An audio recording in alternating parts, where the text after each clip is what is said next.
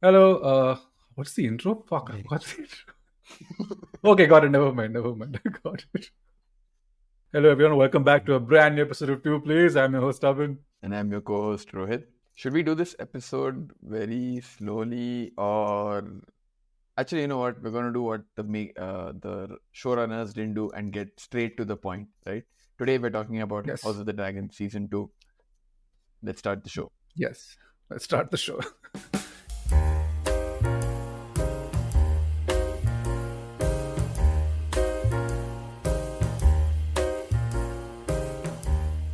So I love how quick and to the point that whole intro was. Something that the showrunners could take a leaf out of. I mean, our book. Wow. Like, look at us patting ourselves on the back. I know. Yeah, I think right off the bat, it's fairly clear how we feel about this season. But before we start to break it down and really start talking about all of the reasons why we felt a little underwhelmed by the season, let's first do a quick impression, or broadly, what did you think of whatever the last 8 weeks of your life that you gave to the show? The one entity that I can compare this to is The Hobbit. I know how much you love Tolkien in Dude, general, and how much you no. you love Yeah, Peter. exactly. Forget that. Literally, the entire time I'm watching, I was like, Hobbit. This padding, unnecessary padding. Yeah, I was just like, guys, the Dance of Dragons in Fire and Blood must be like over 100 pages or under 100 pages, if I'm not mistaken. And there is this need to unnecessarily keep dragging things on. This show, this entire era of the Targaryen rule, should have been a max of 2 seasons. I realized very quickly, I think, by the time we got to the battle at Rook's Rest, that we're getting at least another season out of these guys, like for sure. And as of Monday, it was confirmed that this will run for 4 seasons. So, as a book reader, as somebody who is looking forward to the events, I am now tempering my expectations so massively because I'm really afraid as to just how much they're going to make the show suffer for pure corporate greed. And don't get me wrong, I really like the show. I think in spite of its faults, I think it's still made for very engaging television. I believe on the second episode, which is called Rhaenyra the Cruel, and the whole Arik and Eric storyline, I remember texting Rohit after the episode aired, and I was like, Game of Thrones is back. And no, and like if there ever was an instance of shutting your mouth and not saying anything till the season concluded, that was probably the best example of it. There are certain choices the show makes that I liked, certain choices the show makes that I did not like. And I think at the end of it, it just left me feeling a little underwhelmed. You can tell the show is cheaper because in parallel to uh to this series, I'm rewatching Game of Thrones. And sure, the CG budget, I'm not even accounting for the dragons. It just looks like wherever they're shooting this and the sets they're building, I can't quite put my finger on it, but it looks like you guys are like cutting costs. And if it's a Max or Discovery thing, from an overall impressions perspective, good season. Could have had done a lot more and should end quickly. I didn't feel low quality, but it's the color palette of the show is very muted. Game of Thrones has a Yes. lot more color. Like they're out in nature a little bit more, so there's a lot more greens. The Lannister reds pop out. Here it's just everyone's wearing black. The skies are gloomy, cloudy. There's just a lot of dour colors, so it's a very flat viewing experience. So I get what you're saying. Maybe that comes across as cheap as well. I have an analogy, half hesitant to break it out because it's very NSFW, but at least to me, the analogy makes sense, right? This entire season is like edging, right? Those times when you're alone at home and for the next hour or so, nobody's going to come home, and you're like, cool, I'm going to put something on TV, get the tissue box out, get the lotion. Like, we're going to have a whale of a time, right? I'm going to be choosy which video I'm going to watch. There's going to be trial and error. When you set yourself up for that time, you're like, this is a party, right? And then you find the video, and then you get going, right? And the Rook's Rest episode is the equivalent of when you really start getting in the groove. You're like, uh, this is going to end well, right? You know. And you're like, you're there. Episode 8 is the equivalent of your mom coming home 15 minutes early and you're left with blue balls. You're like, fuck. I need abort. And then you go back, you go to sleep that night thinking of what could have been versus of the dry run that it was. This season is essentially that. Right? A few other ways that the season has been described is this season could have been an email. The House of Dragging On. And what's the other one? The 8-episode preview for season 3. So, I think my But analogy now, talks all of this. yeah, your analogy, House of the Dry Run, makes far better sense. Yeah, it was right there. Out of the dry run. So yeah, the season is just edging for me. But I mean, beyond the joke, I completely agree, right? I know there are now reports that Discovery Discovery through HBO told them that it needs to be 8 episodes and not 10. And because of the writer's strike, they weren't able to rewrite it or whatever. I don't care. I don't care why the end product is the way it is. We are going to judge what we get to see. And you said it was a good season. I'm not even going to be as charitable as that. This was a bang average season. I would say not as bad as season 8 of Game of Thrones. I don't think anything comes close. That's going to be, that's going to be very hard to bottom out. But I would say this was season 7 bad for me. So, in the sense of how much my enthusiasm to continue watching this has taken a hit, I would say this is equivalent I think that's to a season 7. yeah, that's a very valid point because generally I feel like a lot of people, with the release schedule and with how slow the show has been going, people are just dropping off, and that is a problem. I think Rook's Rest, we'll get to it as well, you had the audience in the palm of your hand, and you could have done so much. And season 7 and episode 7 to a certain degree does that.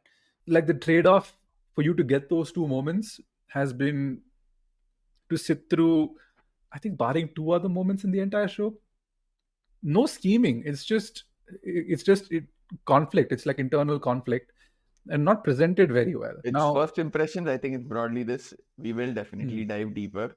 But again, before we start to excoriate this season, let's quickly get the memorable moments out of the way. The handful of them that were there.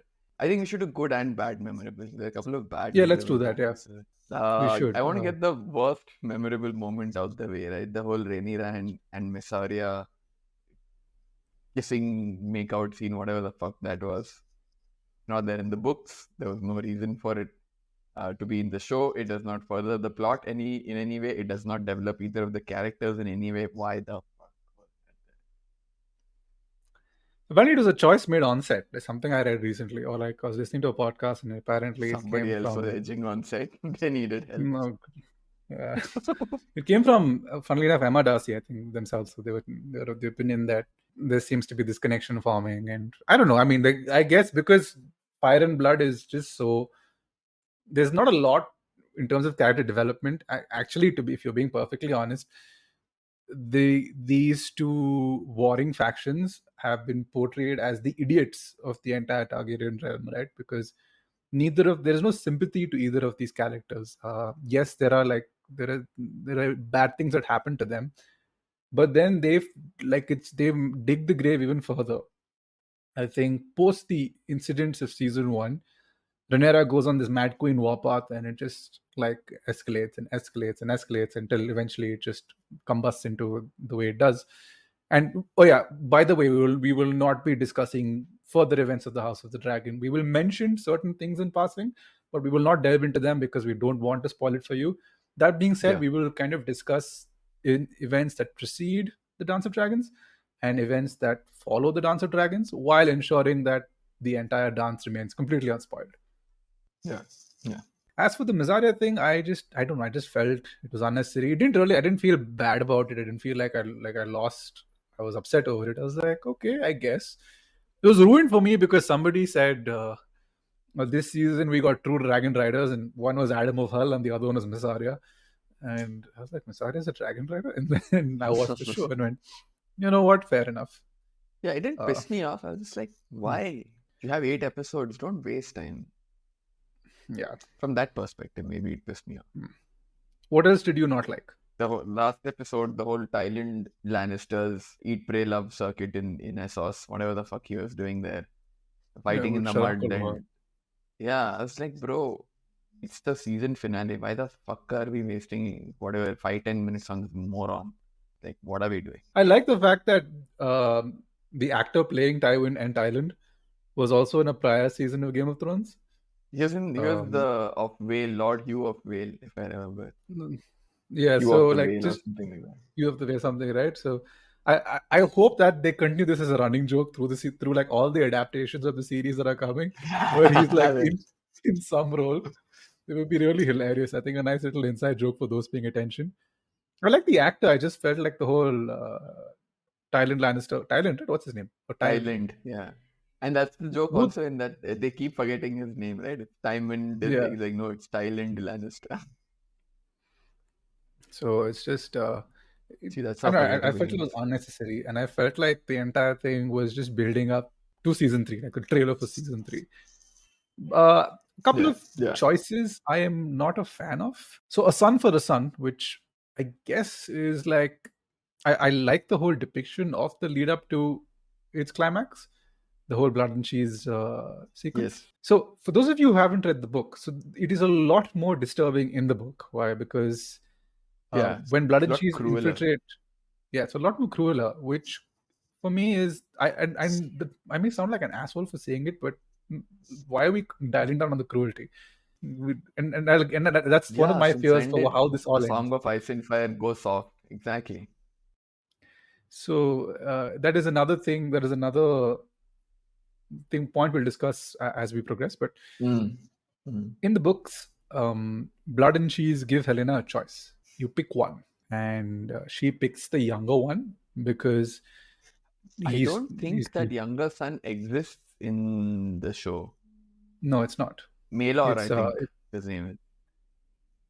Maelor, yes. Yeah, Maelor is he not. doesn't I think exist. it's So Jaehaera and I Jaehaera forget and the Jaehaerys. Jaehaerys, is it possibly? The Yeah, Targaryens need to find more names, bro. Somebody please give them a like name book or something. Fucking hell, same five names like ad nauseum. They keep just modifying. imagine if Aegon was just called Ramu Targaryen. Done, dude. Yeah, the entire dance would have happened, right? The whole Yeah. confusion she has because Aegon the Conqueror. Aegon, just name him somebody else like A Ton or Ramu or Vignesh. It's sorted. Vignesh Has to Targaryen. start Vignesh Targaryen. You Viserys, son of Vignesh, son of Viserys. It works. Yeah, it was.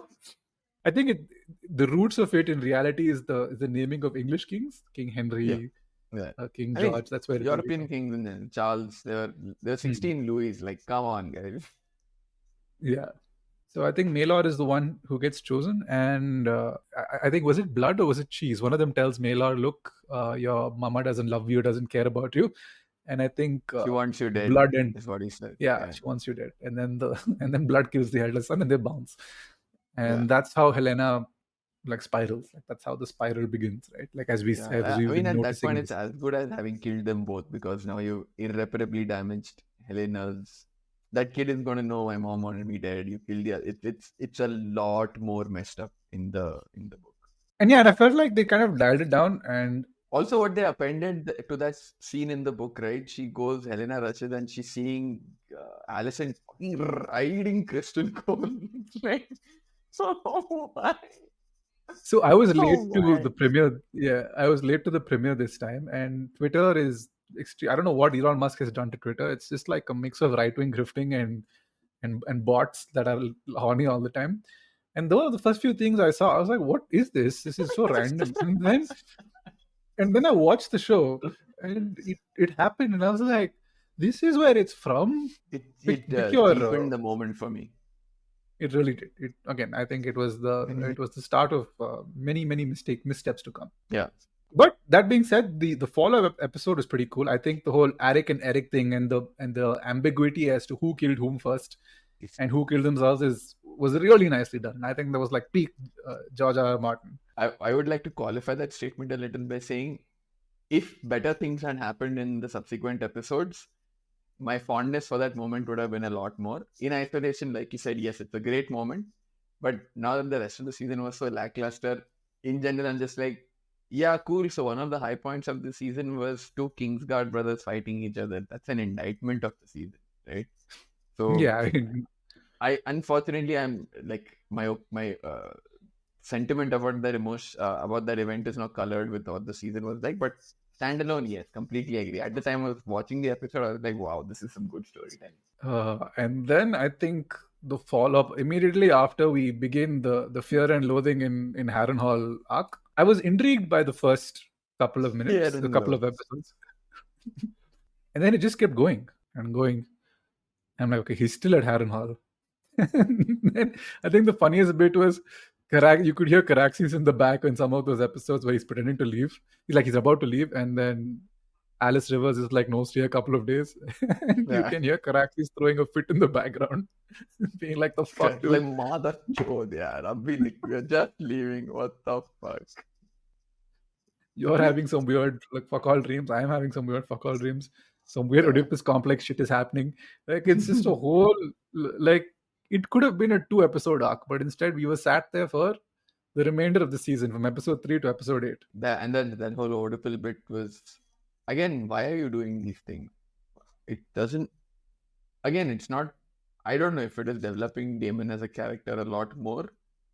There are other ways to do it, not pushing the story. His entire arc this season wasn't pushing the story forward, which I'll come to the Damon arc separately. I'm willing to cut the writers some slack there because there's nothing to work off of in the books, right? Yeah. Fucks up to Harrenhal, the next thing is whatever's going to happen. Okay, they have said God's Eye in the show. So they have, fucks up to Harrenhal, and then it's God's Eye. There's nothing in between. So I guess they had to, and you've got Matt Smith, you're paying his fucking salary, you're going to find something for him to do. I'll cut them some slack. They could have done a better job of it. But anyway, we'll come to this point in more detail. But yes, I totally get how Fear and Loathing in Harrenhal could turn people off. I'm just going to call it that going forward. And soon after we get I like the fact that the show keeps paying homage to the Brackens and Blackwoods. Yeah, that for me was in fact one of the nicer moments. The fact that they didn't show the Battle of Burning Mill and they just showed the aftermath. It was very haunting, like pan, and just shows dead people. Like, whoa, okay, this was whoa. And I think that was also episode 3, right? Episode 3 was that's how the episode begins, and then Damon arrives at Harrenhal. He meets Alice Rivers, and then like Simon Strong, I think, was probably one of the better parts of the season. Dude, he was just he's so cute, dude. The treasure. Keep him safe. Yeah, keep him away from. Actually, no, I won't get into it anyway. We're venturing into spoiler territory. Good moments, Rook's Rest. I mean, if we get into the logic of the battle, there are issues. Vega reappearing out of nowhere like a ninja and all. Like, you can get into those, but on the whole, the battle was nice. The whole Aegon clash that happened, the 3 dragons fighting, Mary's turning around. Nice. Solid 7 out of 10, I'll at least give. This whole Grandma Vhagar playing Got You is getting a little old now. I hope they don't repeat the same trick the third time, where she just pops out of nowhere and is like, oh, the hi. largest dragon is in existence. How is she playing peekaboo behind some rando castle, bro? Kuch bhi chal raha hai. Yeah, I mean, I would like, if you are flying, you are looking out for Vhagar, and if you see this giant, and I assume, I love the shot. I love the shot where they both crash to the ground, and then it cuts to that slow-mo run of all the soldiers running, and Vhagar is scrambling to get off the ground because she's pissed. Great visual. Fucking loved it, yeah. Yeah. And also the whole build up to like Sunflower and Aegon falling out of the sky. Even the prior conversation between Aemond and Aegon, where Aemond starts talking to him in High Valyrian, and Ican has to make a war. Yeah, so like a lot of these really nice moments where they try and undercut each other. The whole Aegon-Aemond dynamic was something I enjoyed, even though it got a little tiresome towards the end. Rook's Rest, I think, as you mentioned, was a good 7 out of 10 episode. I think it we have seen better seasons of Game of Thrones, better episodes in Game of Thrones, discounting season 8 and season 7. I was telling Rohit before we started recording, I was rewatching season 4 of Game of Thrones because what House of the Dragon has done, it has reignited my love for the series. So I'm back, like I am back in the conspiracy theories, like maelstrom. Like I'm listening to All Shift X in the gym. I am listening to Deep Fire and Blood audiobooks and the World of Ice and Fire audiobooks. So I am like very much back in back in this world because it's super entertaining and it's always been engaging. Yeah, Um like we were discussing before we started recording, season 4, episodes 3 to 7 are like, that's the only way to describe it. yeah, it's so good. Like season 4 is just, as Rohit was we were talking about, it was humming on all cylinders. Yeah. I think at the time people were like, "Oh, it's not this, it's not that." But in hindsight, you would watch season 4 of Game of Thrones, and it's right up to the end, up to episode 10. It is Yeah. spectacular television. Yeah, I'm gonna stop. I wanted to start talking about this like scenes from seasons. I'm like, no, that's a different podcast. We'll do that sometime.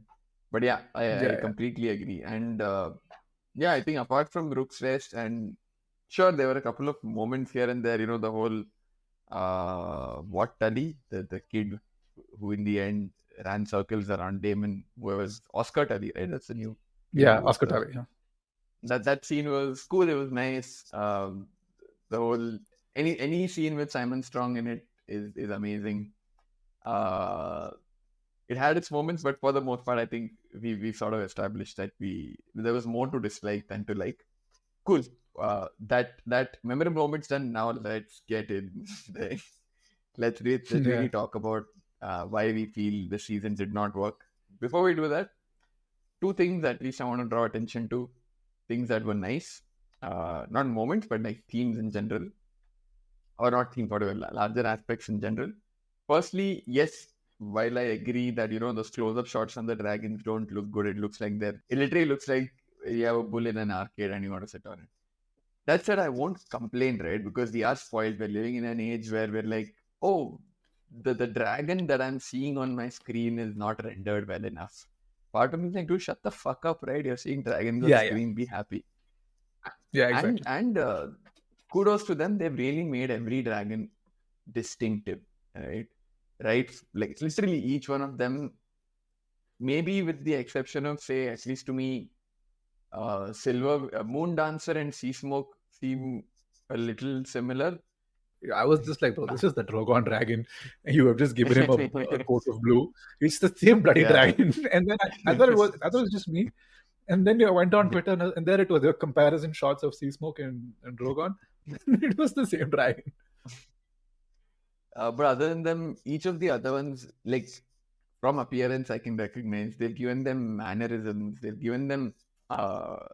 It's like how you depict dogs, right? It's very easy to say all dogs are the same. They don't. They've actually made dragons akin to dogs, where each of them has their own personality, and they show that. They give these dragons that's their time in the sun. The other aspect of this season and the show at large that I cannot fault is all of the actors are just knocking it out of the park, left, right, Yeah, and center. for sure. Faultless performances across the board. I don't have a single weak actor to speak of. I personally don't like Ewan Mitchell's vibe, the whole perma pout that he has. That's just me, but even I can't deny his acting has been great, right? So across the board, great.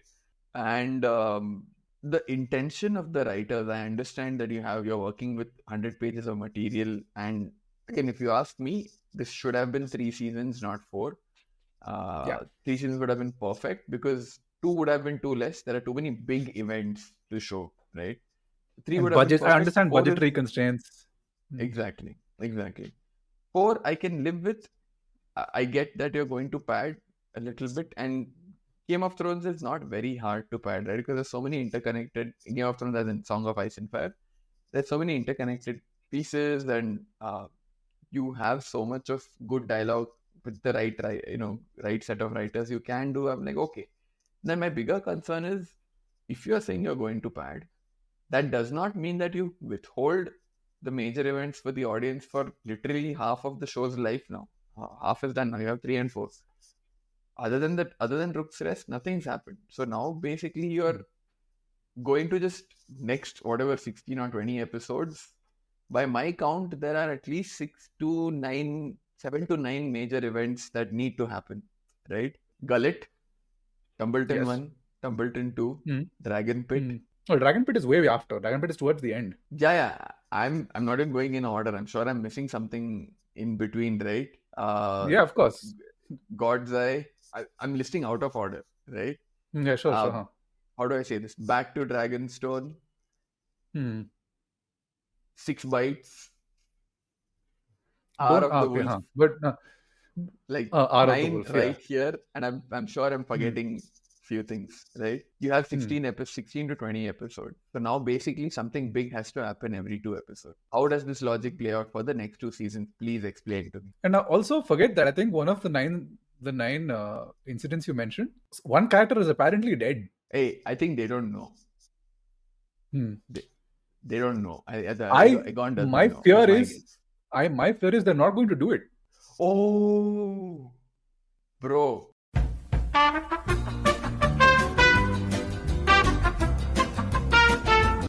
Sorry, there's a break in the episode because we took a conversation offline because it got super spoilery. But Abhin just made me realize that there's a proclamation they made in the last episode, which is, if it is true, has an implication on probably the one event of the 9 that I listed that cannot be skipped. Because if they do, fuck these guys. Literally, they're not skipping. I don't think they're going to skip it. They're going to do something else. And I feel no, skip it as in the out. Then change the outcome, and you're right, because which is at the heart of the problem of this show, right? And I don't know how to address that problem without spoiling it, but I'll leave it to the people's imagination. Let me get into the problem. They've made this show about Rhaenyra and Alicent, which it is not. For me, the heart of all of the problems with this show starts from that recharacterization of the larger plot that they've done, right? I get that in season 1 you had to add a few things in, and I really like the change they made from the book, which is, making them of a similar age, Rhaenyra and Alicent, giving them a prior friendship, which adds complexity to how they feel about each other, as opposed to a black and white stepmother sort of relation, which is lazy storytelling in a sense. Yeah, good complexity. It served a purpose in season 1. Let's move on. In fact, if you show that because of what happened with Lucerys, and what followed with Blood and Cheese, if you show that this friendship has ruptured for good, not only is that believable, it does not cheapen the friendship that you had formed. It's not undermining what you have, the groundwork you've laid in season 1. These guys are too afraid, or they're too attached to this change that they've made. It's like they want to keep patting themselves on the back and keep talking about the relationship these two have. In what world are even the best of friends? Tomorrow, if Abhin and I have a kid, I kill Abhin's kid, Abhin kills my kid, we're not going to be friends. Yeah, obviously not. Yeah. It's like, how is this rational? I guess it's because, you've got talented actors. It's the same Matt Smith problem. You've got Damon, played by a very recognizable name. I'm a big fan of Olivia Cook, right from The Sound of Metal. She's a great actress. This is my first introduction to Emma Darcy, so I can't really talk about them, but they've been stellar in the role so far. So what? That is what made Game of Thrones great. You had Sean Bean, and the show wasn't afraid to kill him at the end of season 1. That is what makes the viewing experience enjoyable, is not knowing what can happen to anyone at any given time. Here, these two are like, the showrunners are too afraid to make these two stop being friends. I'm very worried of that event that we are not going to talk about. So in terms of an addition for what the showrunners did, I'm a big fan of the whole of the sequence that takes place in the Sept of Baelor, where Alicent and what do you call it, and Rhaenyra have that conversation. I like that they don't do the age old thing where they don't try and resolve it. Like they went and she's like, listen, I want to do this without bloodshed. I want to do this like you've lost a son, I've lost a son, and it's not my doing. But then by then it's too late, and okay, fine. The board has been set, so there's nothing you can do. And I like that they tried to they added that bit in there, and it felt like, okay, there's some common sense here. The second meeting, which is in the finale, I was like, it made no sense. No, and I think they've lost the plot with Allison. They've completely lost the plot with the Allison's character. Like, yes, some deviations you made. Like I said, season 1 deviations from the book, great.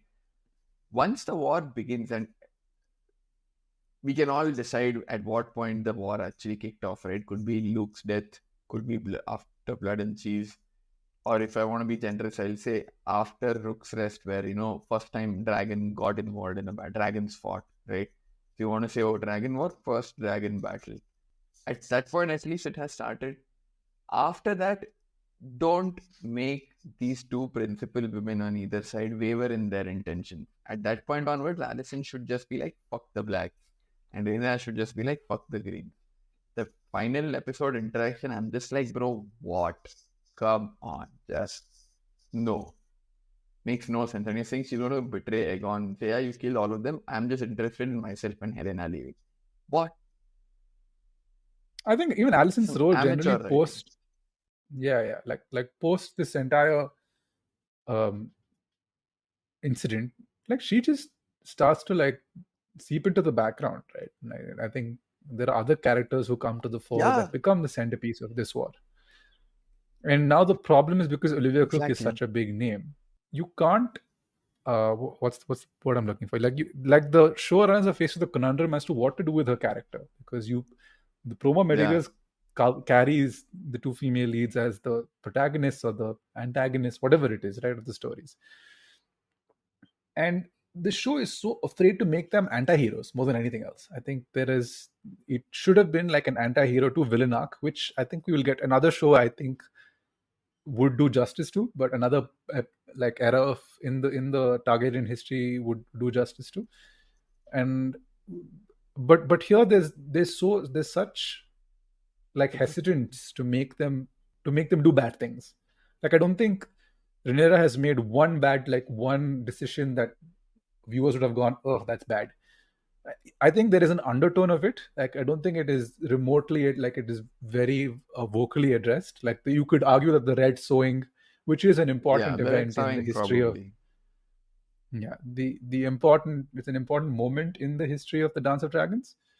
I like the fact that even while all of this is happening, there is that the seeds of disgruntlement are being sown in the small folk as well. Like you can tell. I like that. I like that because that obviously is going to play a pivotal part in seasons to come, where the small folk eventually just get fed up. But just when it comes to Rhaenyra, it felt like the show was afraid to make her take bad decisions. I felt like she was just like a princess locked in the castle that was getting annoyed, and it didn't seem to play off well. Great in the book, she does a lot of bad, and when you read when you follow her in the books, it's a lot harder to unquestionably have an allegiance for Team Black.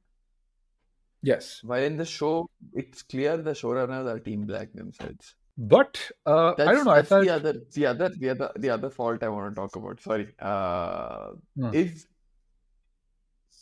is tied into the same point, right? If you think about what percentage of screen time is given to these two characters, forget even Aegon, Aemond, just these two characters, it's disproportionately compared to what the situation was at Game of Thrones, right?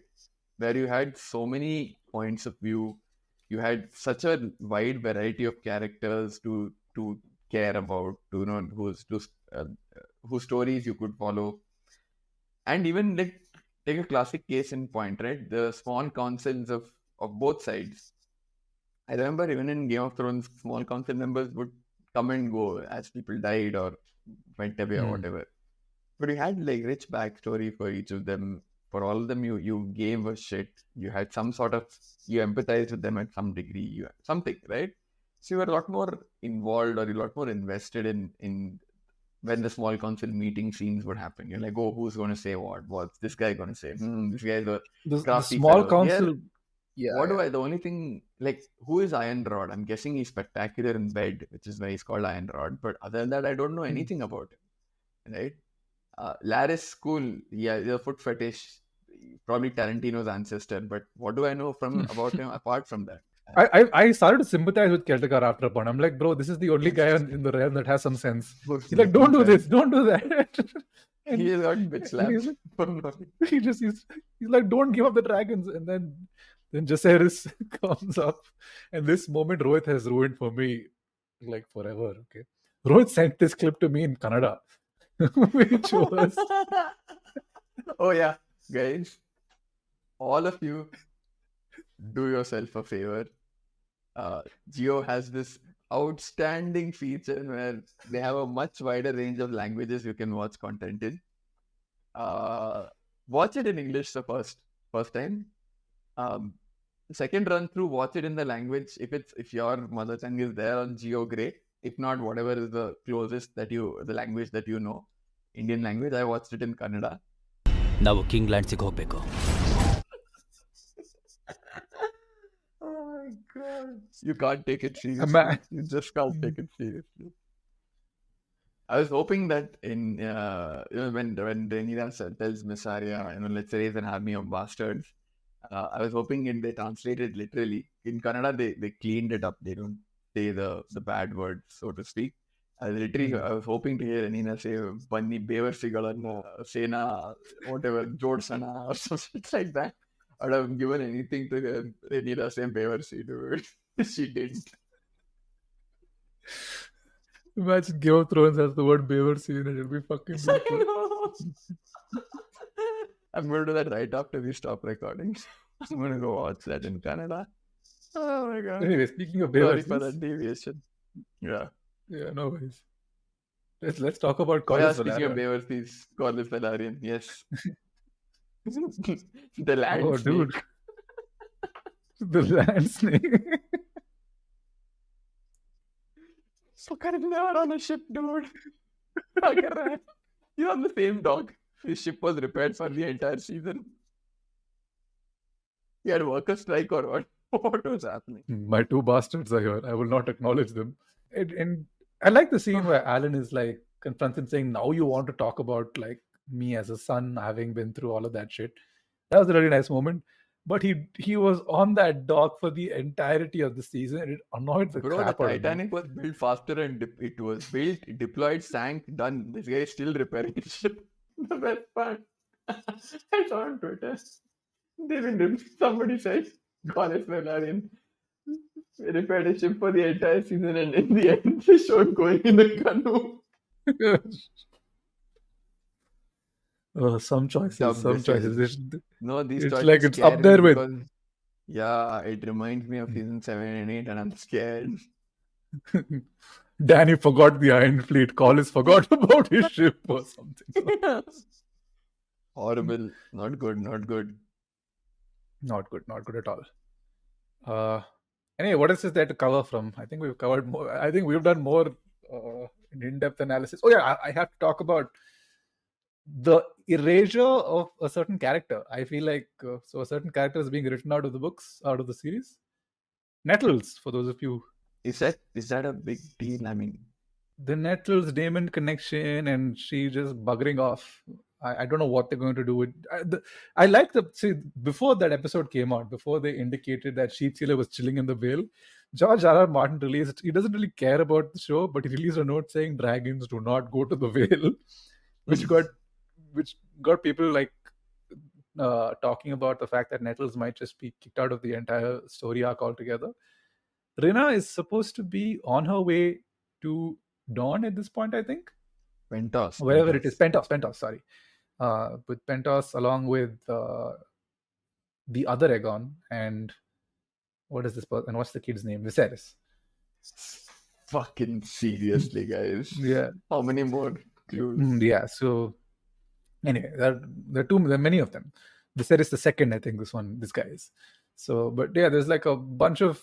She's supposed to be on their way there, and they get stuck in a place, but they fully like she's chasing some dragon in the Vale. She's gone dragon Another hunting. bad decision. She just left the retinue. She's the one who's taking care of the two kids, and the rest of the Vale fuckers are like, whatever. Who needs her? Nobody is. Yeah, the wild dragon Rhaena's chasing anyway. Yeah. Bela is just chilling on. I actually, funnily enough, Bela. Speaking of Bela chilling on the dock, I liked the whole Jace conundrum. I really liked a couple of things. Okay, Yes. before I need to talk about Jace's inner conflict because In the Yeah. books, he's the one who suggests sowing the bastards, but here, obviously, Yes. for him, he's well aware of the fact that he is a bastard. He's Howard Strong's bastard, and if other dragon, like if other low-born folk are able to claim dragons, then how different is he compared to them? Like, where is his place in the world? That's really nice. The second thing, which was a wonderful connect, was developing Hugh Hammer's mother as Sierra Targaryen. Yes. Hugh Hammer in general, I would say. They gave him depth. He's not Yeah. a dick like in the books. Love it. Yeah. Ulf, I think they gave him they made Ulf the pure dick, but the whole red sowing and the claiming of Vermithor and the fuck you it was to Jaehaerys, like, because it was a wonderful thing. For those of you who don't know, Vermithor was King Jaehaerys' dragon, and Sierra Targaryen would be his daughter or his sister, one of two things. Daughter. His daughter, and who was like this mischief, constant. I don't know It's real crazy world human being. history as well as I know that she's ashamed. So Sierra was just like constantly hooking up with people, and then they tried to make her a septa. She said, "Screw this," and she moved to Lease and became the owner of this brothel. And I think Hugh was born there. And so generally, Jaehaerys and her had a very strained relationship. So for Hugh to claim Vermithor was just a great tie back to the lore. Speaking of lore, episode 8, a certain character appears in like this weirwood vision. The realm's biggest bastard, who is, I think, will start to make an appearance. He's in the story of the Night and the Seven Kingdoms, right? I feel like Should be. It's the same timeline. Yeah. No, he's busy fucking around there. If he's not Hand of the King at that point. So this is Brynden Rivers, known as Blood Raven or the Three-Eyed Raven, who we saw in Game of Thrones. Now, I'm very curious to see what they do with him, because if he shows up in the Night of the Seven Kingdoms, it would indicate that the Blackfire rebellions will start at some point, or they will start to reference the Blackfire rebellions, which is a super interesting era of the Targaryen dynamic, right? There was another Aegon, I think Aegon the Fourth, Aegon the Unworthy, who basically legitimized all his bastards and said "fuck off" and died. Thus created this whole, his bastards were called Blackfires, and there was like a war of succession with the Targaryens. And Bloodraven there's a theory that Bloodraven was basically manipulating the entire bloodline to get to Azor Ahai. So it'll be very curious to see what they do with him. So I assume the guy who showed up in the vision will be the guy who plays Bloodraven in Night of the Seven Kingdoms. I mean, part of me wants him to show up. Part of me wants Night of the Seven Kingdoms to be like the Mandalorian. Like, Egg is like, you have episodic formats.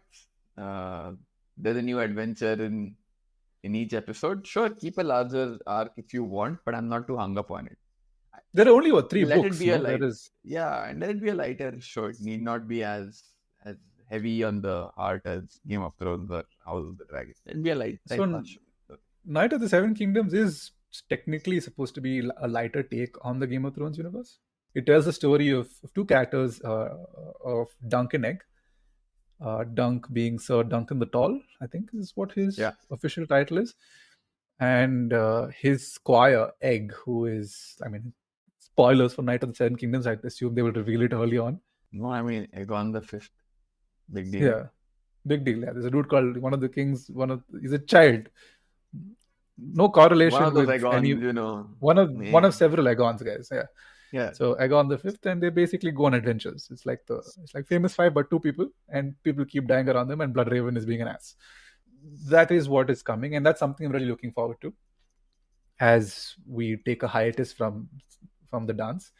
Now, I said this in the last episode we did on this. The dance is probably my favorite part of in the history of Game of Thrones, because so much happens, and it's a great depiction of greed ultimately killing power. It has a lot of cinematic moments as well, more so than even Game of Thrones. Even I would say across Song of Ice and Fire, whatever it has, I would say across those 100 pages, it's comparable. The number of quotable lines, the number of, again, not to spoil it, I really, really, really pray they don't fuck up God's Eye. That is like the single coolest thing that happens in the entire GRRN universe. Like Yes. by far. Please don't fuck it up. Yeah, it is. And I think they kind of indicate, okay, this is, I'm not going to say much, but there is a moment in Rook's Rest where there is like, where Rhaenys does something. And I was like, oh, foreshadowing. Yes. It, Yes. I was like, oh, foreshadowing. And to which I said, I'm curious because I hope that makes a comeback. Yeah. But even speaking of other cinematic moments, right? I think one, and I know this has been greenlit. They're writing it right now, which is Aegon's conquest, to which is going to require a lot of budget. Purely, and I'm not thinking from like a spectacle perspective. I'm thinking of from a Balerion perspective, right? For those of you who don't know, Aegon's conquest is the story of how the Targaryens became rulers of Westeros, and it is a very simple story. Aegon lands in Dragonstone, says, "Okay, I'm going to take over Westeros." Goes to each lord or king and says, "I will kill you.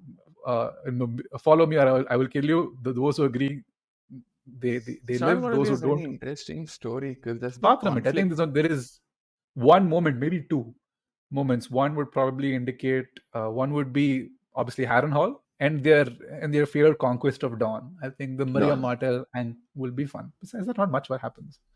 Yeah, because there's no opposition. There's no challenge to overcome. It's going to be very. I personally, sure. I mean, they've greenlit all the best to them. I'm not super keen on. What would you have Duncan ideally Egg. wanted to? Yeah, Duncan Egg is nice, but what else would you have wanted to see? Honestly, I'm okay. I'm good.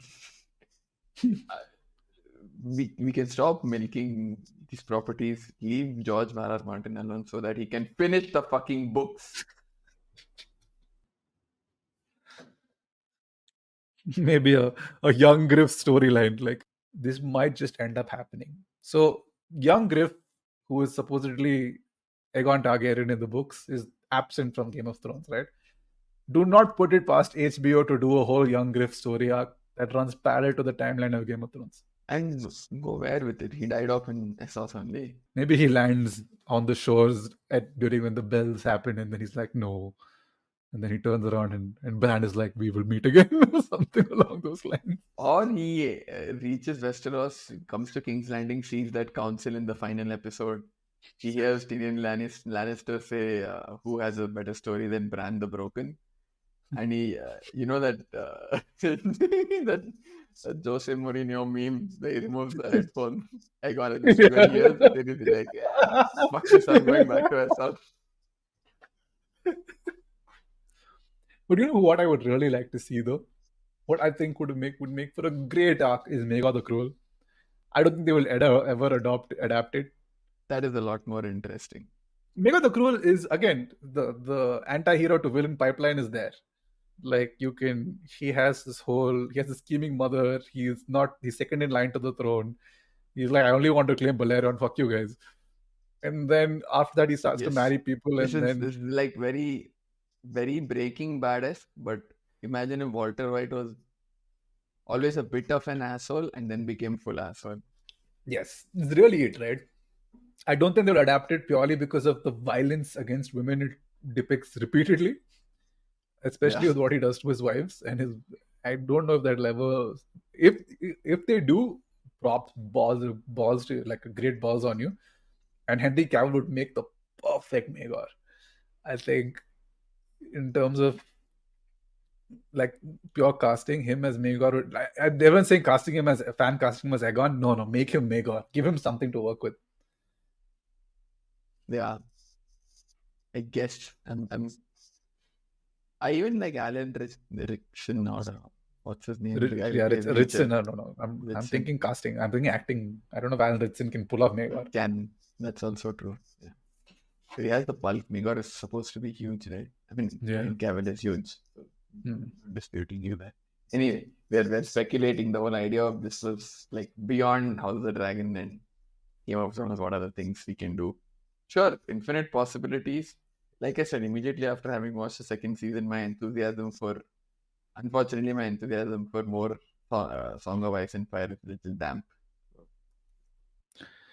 Yeah, I don't know. I feel like I don't know what the Night of the Seven Kingdoms will do, because this season did its thing. It pulled me back into the world where I'm like fully back. I like the whole. No, the first half of the season pulled me back, and then the second half was a damn script. I'm like, oh.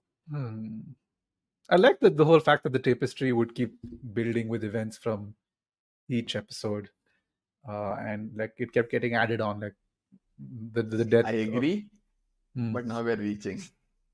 Yeah, we are. I feel like I think the one way for me to reignite the whole thing is to just watch in Kannada. I just want to hear. imagine watching. Just said it. ನಾನು ಬೇವರ್ತಿದ್ದೀನಮ್ಮ. Battle of the Gullet. Hey, just said it. Jace, ಎಲ್ಲಿ ಹೋಗ್ತಿದ್ಯೋ ಕಣೋ? Oh my god. That'll be too good. I'm just trying to think of a Game of Thrones line also. A very good Game of Thrones line that can be. What will Lannister send their regards be? I'm going to watch all of this in Kannada over the next few days. Lannister ಅವರು ಸಂದೇಶ ಕಳಿಸಿದ್ದಾರೆ.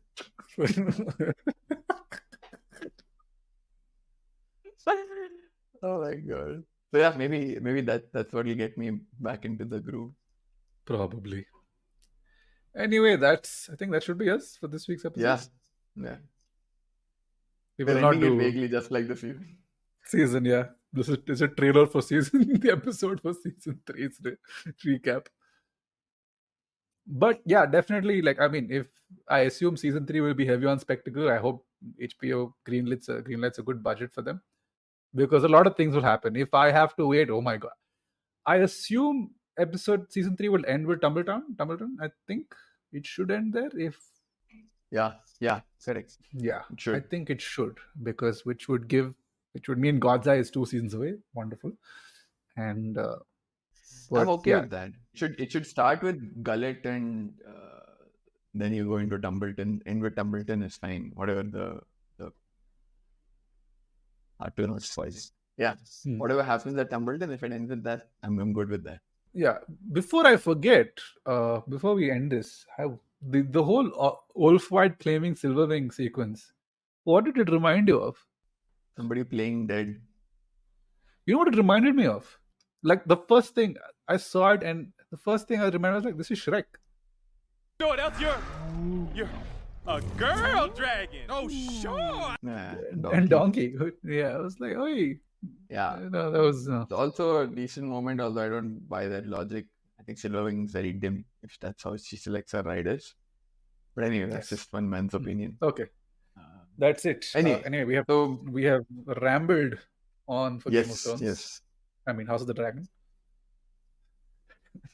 Appropriately so, I think. Let's see how what season 3, season 4 holds for us. I'm very certain between now and when season 3 arrives, I will have completely forgotten everything, because that's where my mind is at the moment. I don't care. Let's see. House of the Dry Run is the best thing to have come out of this episode. House of the Dry Run. We peaked early, right at the start. We peaked just like this season. Yeah. Okay, please do let us know your thoughts on the series. The last episode we got a pretty insane reaction, guys. I'm not going to lie to you. It was pretty amazing, and if the views are still counting, it's our best performing episode, and also all thanks to Rohit talking about random acts of blowjobs. Throughout the entire episode. That's why I've decided now every episode I'm going to have some sexually lewd act into my narrative. Today, the YouTube algorithm loves that shit. Yeah, next week, who knows? Who knows? I don't know what we're talking about next week, but we should get back to it then. It is a topic. It is a topic for another day, much like the episode. Okay, folks. We'll see you. Please don't forget to like, share, subscribe. It would be wonderful for us. Take care. We'll see you.